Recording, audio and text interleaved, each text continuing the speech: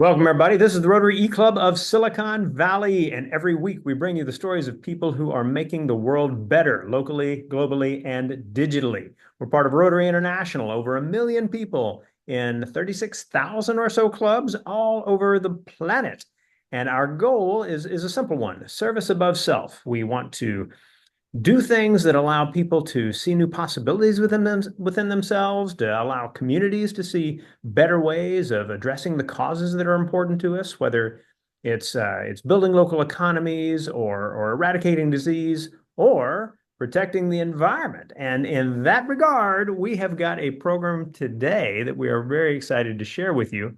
It is not merely an interesting way of thinking about protecting the environment. It is also a story of friendship between a couple of Rotary clubs and the power of partnership, and it's going to be a good one for sure. Our speaker is Kevin Pitts. Kevin is in Arizona, Rotarian, former district governor, and a guy who has spent lots of time in Mexico as well. So he not only has the cool factor of being in Rotary, he has the cool factor of being a Spanish speaker. So very cool. With that, we're going to hand it over to you. I'm going to tell all of our listeners and our viewers that if you want to read the full bio and description of the program, feel free to pause and to scroll onto that part of the page to see it. But with that, I will hand it your way. Kevin, welcome to the Rotary Club of Silicon Valley. The mic is yours. Thanks, Rushton. It's a pleasure to be here with you guys. I appreciate the opportunity. I am the immediate past district governor in District 5495. And my passion in Rotary has always been, for 20 years, international service. I continue to serve our district as the grants chair, along with the grants team, or global grants and district grants people. And this was a grant that came out of a conference I want to talk about later that is really quite unique. So I thought I'd just give you an overview of the project itself, talk a little bit about how it came about, and then some of the interesting things that happened along the way. So I'm going to hit that video then. So here we have the Suchiate. Hit play, that's good. Sinking in the Sea of Cortez. This was a global grant done between the Rotary Club of Prescott, my home club, and the club, new club in District 4185, which is Central Mexico, called Puebla, Gente de Accion. And our clubs came together in what I think is a fantastic story of collaboration with a lot of different strategic partners to create this artificial reef in the Sea of Cortez by sinking this Navy ship. It's a freight hauler, actually, that was sold by the U.S. Navy to the Mexican Navy in the 90s. And the name of the Suchiate was decommissioned, and the Mexican Navy donated it to us as a part of the collaboration on the project. They'd actually sunk a ship that they decommissioned a couple years prior to this, a ship called the Santo. And Rotarians were aware of that and knew of other projects around the world where we're trying to, protect the health of the ocean and create artificial reefs, and said, hey, let's do this. And we came together with the state of Arizona, or the state of Sonora, which is the other key partner in this. And their Department of Tourism really helped spearhead this and became a big partner, as well as the business community in Guaymas and San Carlos. There's a small Rotary Club there and thriving fishing and dive community, and they came together to help with the funding. Really neat project, and to me, the neatest part is they decided that the Navy has some further assets they're ready to decommission, including 2 more ships, a couple of helicopters, and some artillery guns that are all going to be sunk here to extend the reef. And if you check the article, I think that's linked here, you can see a diagram of it. It is going to be a dive museum, an underwater museum of artificial reef in the shape of an anchor with all of these different pieces that are going to be sunk over the next few years. And that will continue on probably without Rotary help because we created this collaboration between the community, the state of Sonora, and the Mexican Navy. Really, really, I think, interesting project, impactful project. The Santo, which went down 2 years ago, already has some pretty impressive wildlife. It's in 2 years really grown really well. You'll see in some slides here that even in just the brief time since we sunk this in March, we're starting to see some growth on the Suchiate. This is pictures of the actual day of the sinking. There was probably, I don't know, about 150 of us on a Mexican battleship that went out to witness the sinking, plus armada of people, which you see here in different boats, that went to participate. Those plaques and that rotary wheel are actually on the Suchiate. And you can see them kind of circling around, preparing for the explosives to go off. And it was kind of anticlimactic, actually. Took us a few hours to get out there. Many of the people on there were waiting and waiting for several hours for this thing to go off. And we expected a large explosion and a quick drowning of this ship because we'd seen videos of the Santo go down. And nobody seemed to explain to us prior, but they couldn't use powerful explosives to sink the second one, or they would damage the growth that's going on with the first ship. So at the hour of the hour here on the right, you have myself, past Assistant Governor of 4185, Kikis Lara, and her husband, Vicente, and then Rotary International Director and Vice President Pat Merriweather. They all had the little button to push to set off the explosives, and it sounded like a really small firecracker. Pop! And we waited, and we waited, and I swear the ship actually rose in the water. It did not go down. We waited for a few hours, and they finally said, well, it's going to slowly sink. So they got us off the boat, and we went and had a meal.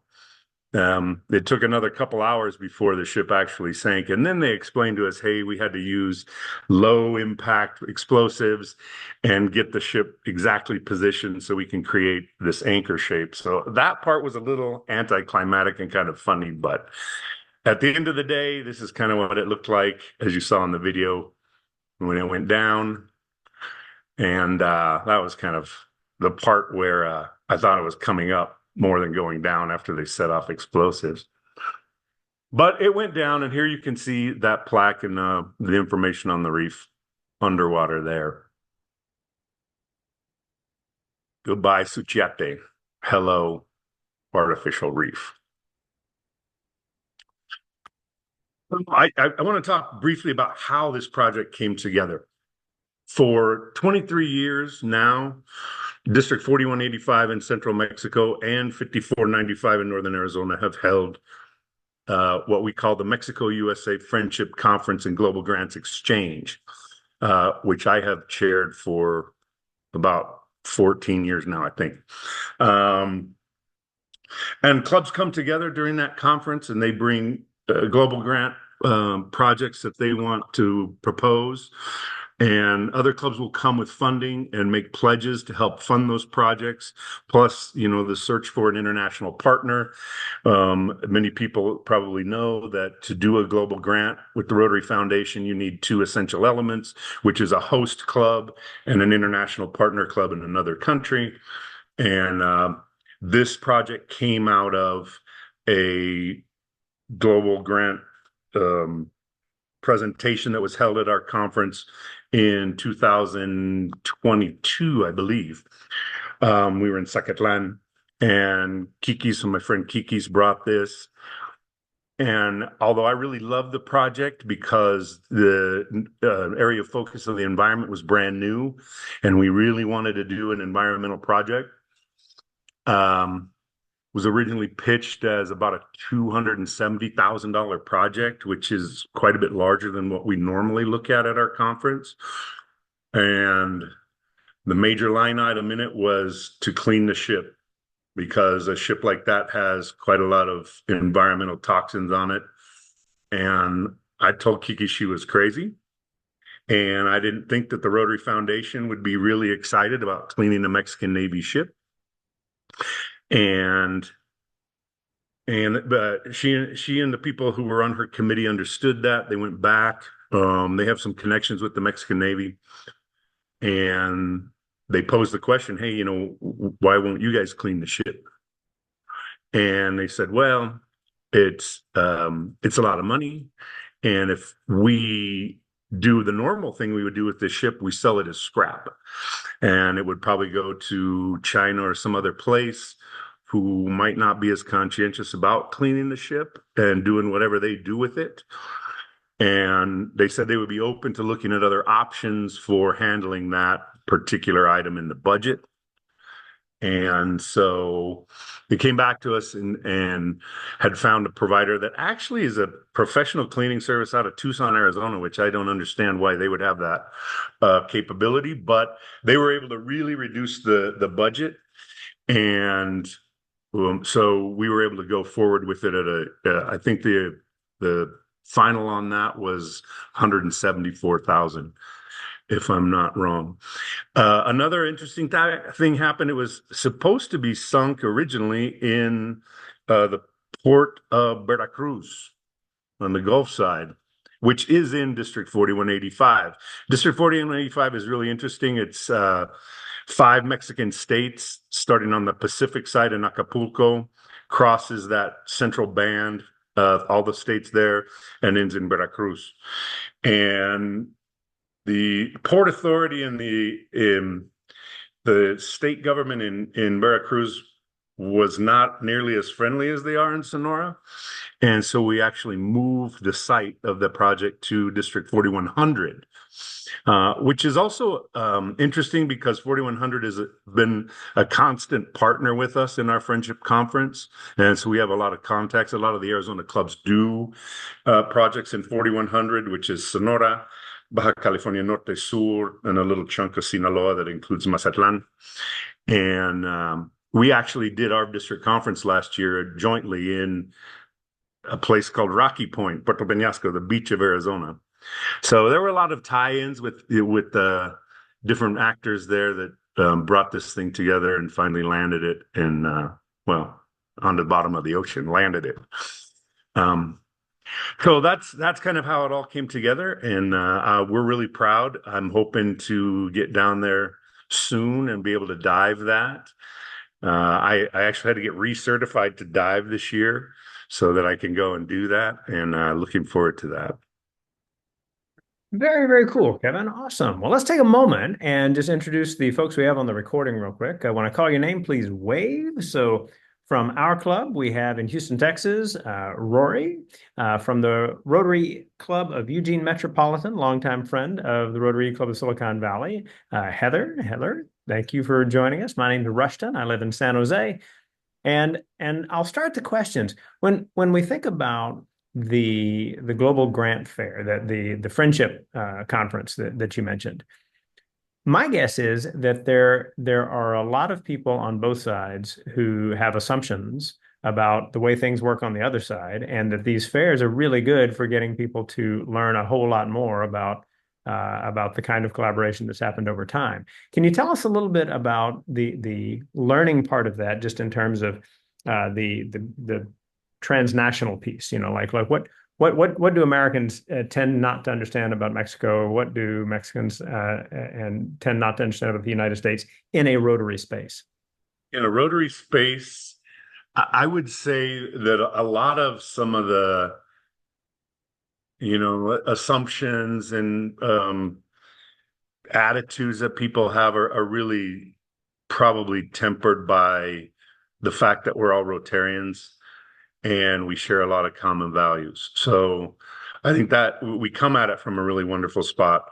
Um, the the experience that we have had over so many years doing this conference really provides a couple of things. One is we have a lot of really close friends that we've worked with on lots of different projects over many years, which is very helpful. Global grants are not they're not like a district grant. They're not an easy thing to accomplish. Um, and our foundation teams and the clubs who regularly participate have a lot of experience, which also means that new clubs, new Rotarians that don't have that experience can come and tap into that experience and get guidance and encouragement and really very, very helpful situation. One of the things that we really like to do is home hosting. So there are times when it's not an option. We alternate the conference each year. So one year we will be here in Arizona. Another year we'll go down there to central Mexico and vice back and forth. So, for example, one year we were in the Grand Canyon. Actually, I think we have done this conference twice at the Grand Canyon. We have a really small club there, and there are not a lot of chances there for home hosting. So there were in a hotel there.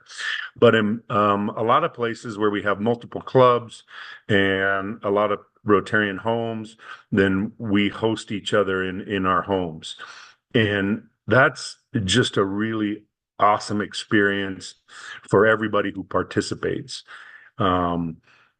We try to build in a lot of sort of time within the conference, so that people have time to fellowship and get to know each other. And it's called a friendship conference and not a global grants exchange in the front because of that.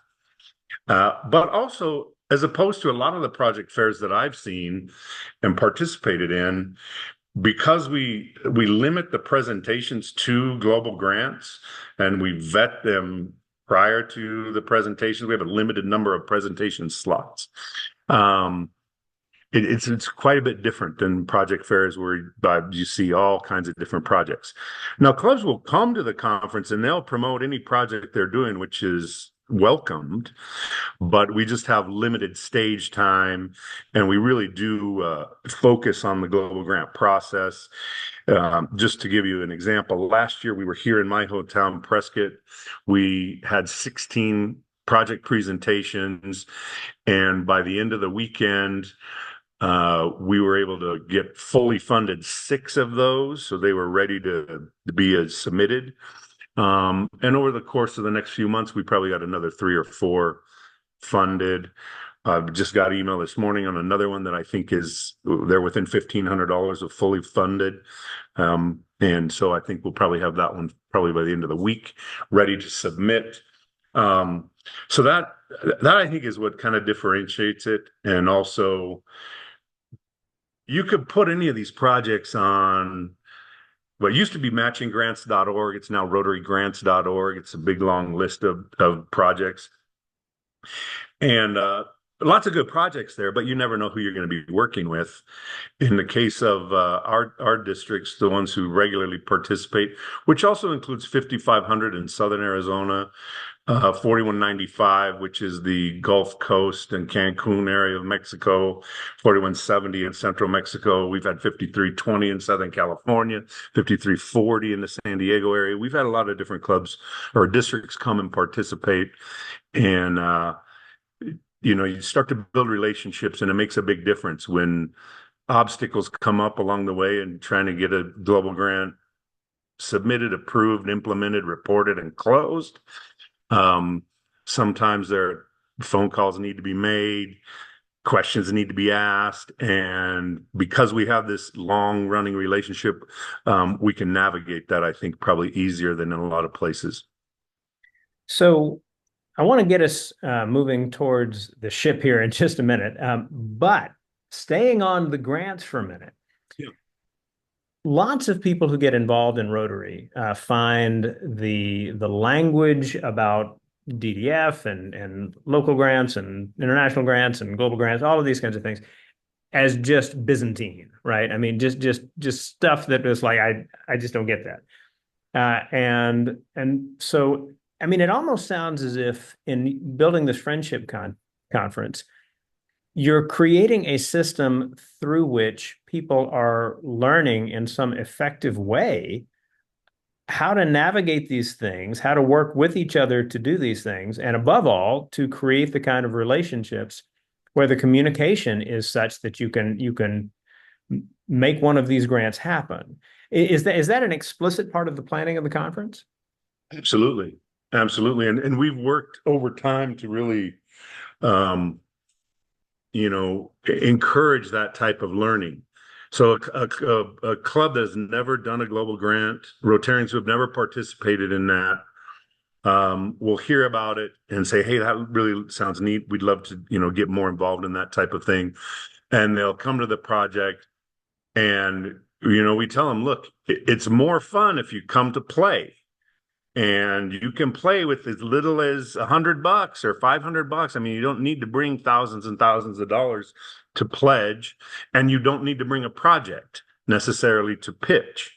And so clubs will come, very, very novice, never having done anything in terms of the foundation and doing a global grant. And with a simple pledge, people get pretty excited because now they're participating. If they take the step of becoming the international sponsor, which, is some responsibility, but it's not a huge lift. And we walk them through all the things that need to happen there and do a lot of handholding. Pretty soon, we'll see clubs are come back year and year and start actually looking for projects to pitch. You, you know, I hate the term reverse grant. They're all just global grants.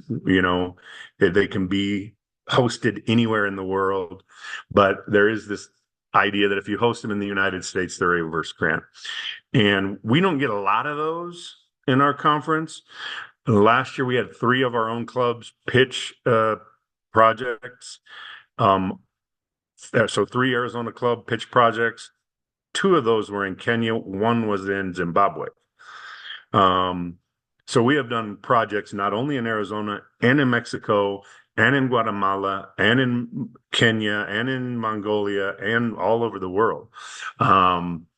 So we have also done those projects here in Arizona, and I always encourage our clubs to look around and see, if they really want to get involved and do the work on the ground, because the international sponsor is really, cheerleading, authorizations, oversight, help with design, that type of thing, which can be, easily done remotely.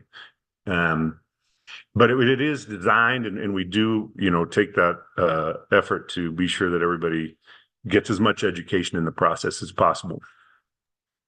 Great, Kevin. I'm going to ask Heather to unmute and ask her question. Thank you, Rushton. Thank you, Kevin. Are you, as a district or as a conference, are you looking to expand and have more districts both in the US and in Mexico? Oh, absolutely. More DDF is the key to make these things, with some of the evolution of the foundation rules on the global grants. Getting more district participation is key to getting, more work done. Our conference is open to all Rotarians, all clubs, all districts. We have some rules about, which projects can be presented, but we encourage anybody who's interested to come and participate.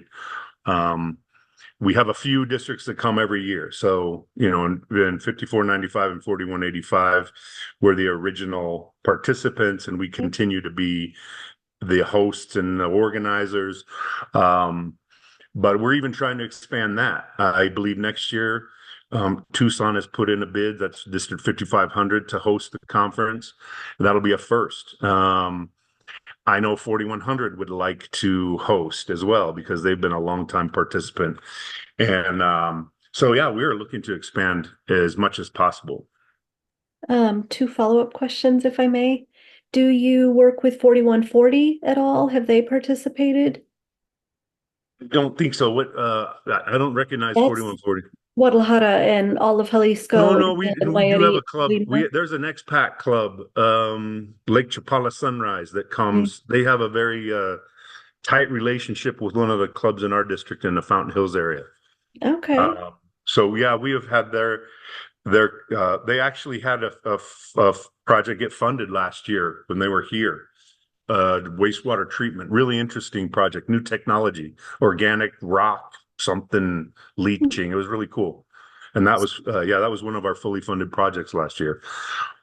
Are folks from other districts able to just hang out and learn?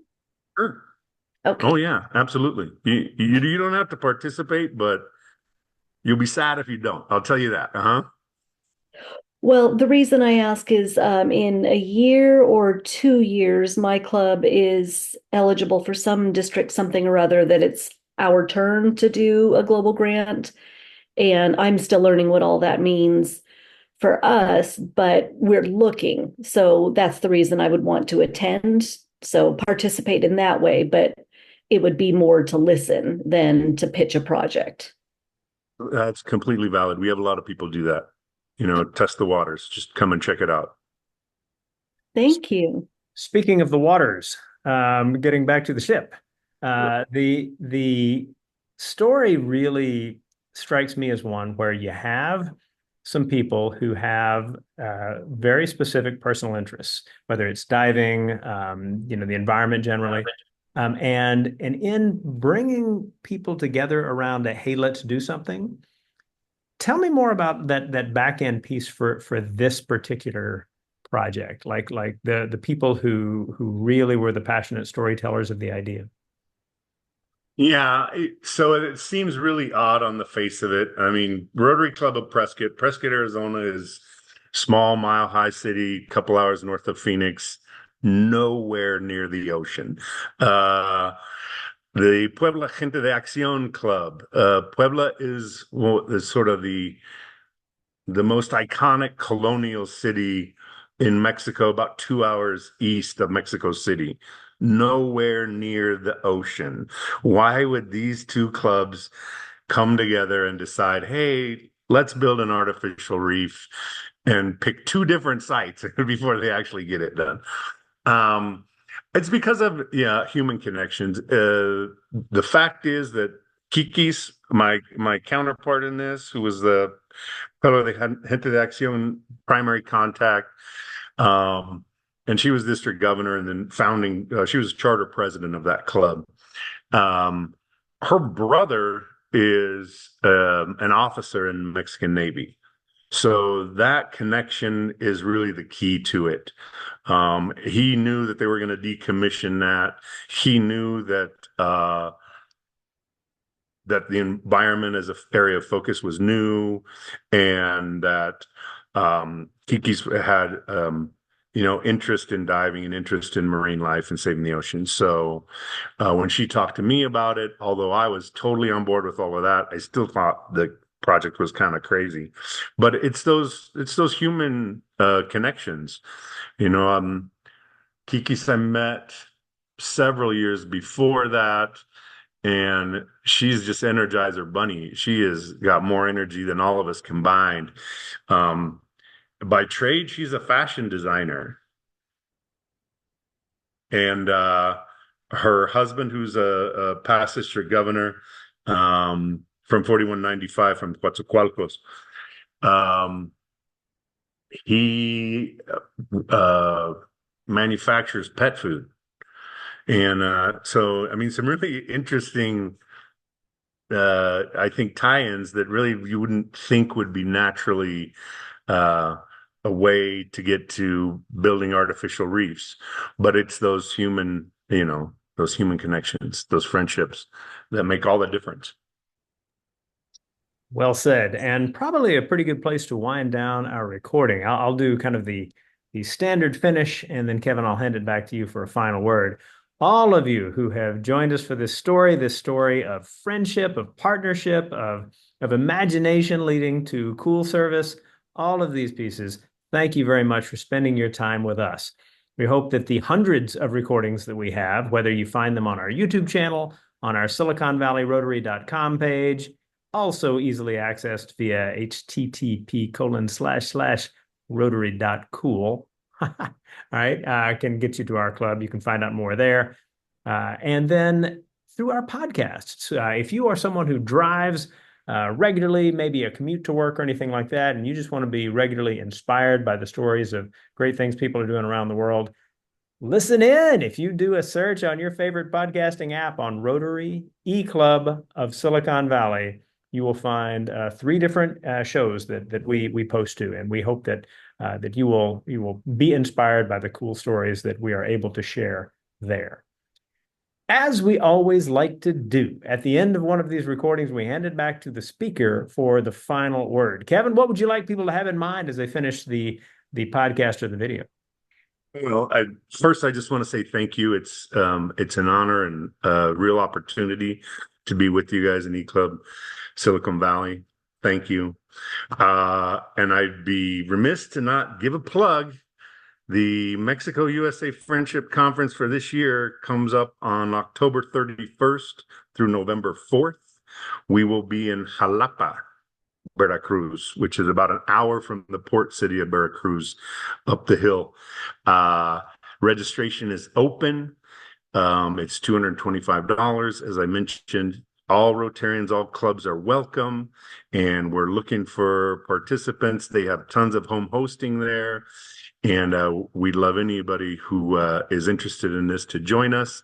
I'm assuming you can provide a link to the information page and registration. So that would be awesome. Check it out. And I hope to see you around. Thank you. Perfect, Kevin. Thank you. And thank all of you for joining us. We will see you next week.